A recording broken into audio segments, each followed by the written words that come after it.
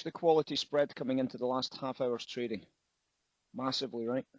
Huge quality spread divergence. People buying the quality spread aggressively in the last half hour here. So when we got the RGL at 63s, your job simply was to say, right, let's get long. Because even if it went short, I wouldn't have been selling it with that very, very significant value developing on the upside. That would be pretty obvious. And, you know, obviously the other questions is, was the volatility bullish? Well, yes and no. The short-term push to the downside certainly was, you know, what we were concerned about. But look at the bottom edge. Look at the actual bottom edge here. The divergence was actually starting to come back in again very, very aggressively into that trade. If we look at it from the VIX perspective, you can see very clearly that the divergence into the closing bell was incredibly bullish. Do you see it? So if the price broke south, I would not be selling the RGL. It's as simple as that. It's very much like what I did on gold last night. The price on gold broke below the RGL, but I never sold the gold RGL. Not a chance. We had a bullish nominal. We had a bullish real yield. We had a bullish dollar. What the hell would I sell gold for? That'd be stupid, right?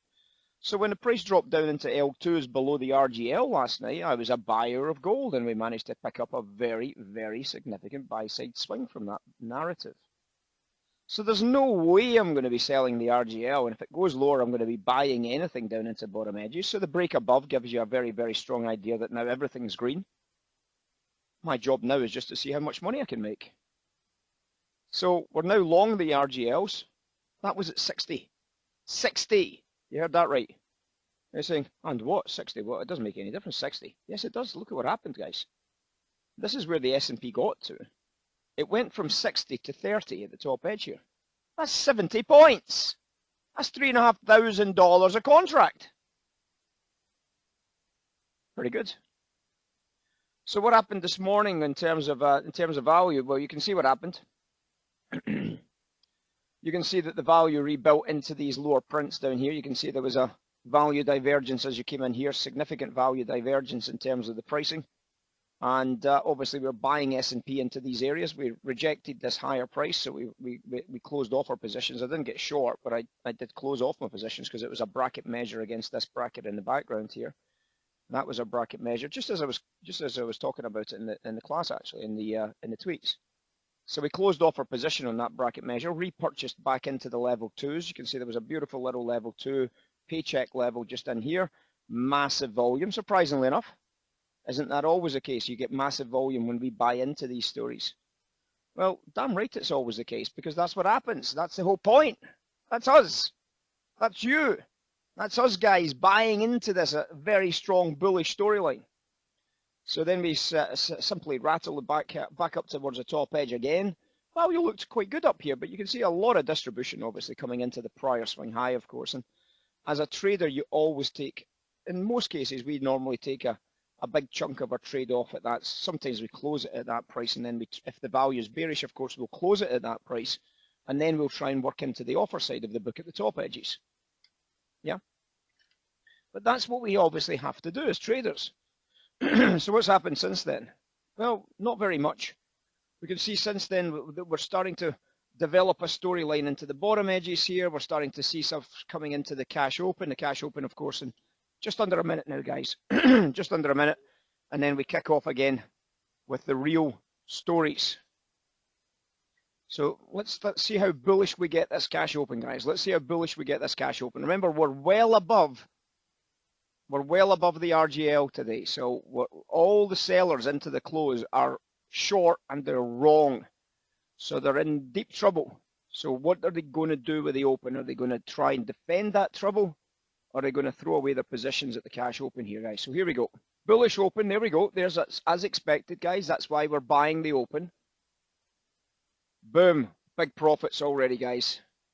Big profits. NASDAQ, we took a buy trade at 38s, 39s.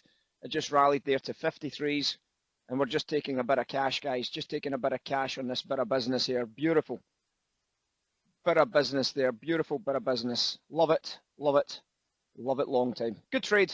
That's how you deal the cash open. As soon as it goes bullish, you take it. If it reverses out, you flip it. Start selling off down into the next phase, which is now short the market.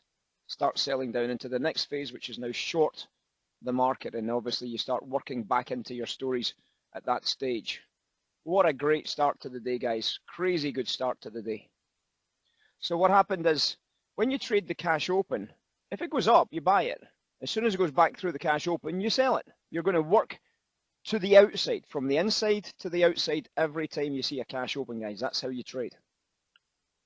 That's how you trade the cash open. You just decide to get your sleeves rolled up and you trade. Let's take a look at the NASDAQ about how that trade, because it was the NASDAQ that I took the trade on. And let's take a look at the NASDAQ trade. So the first trade I did was I bought some NASDAQ into the open. As soon as the price went up, I started to buy into the open, and we managed to start getting some fills here.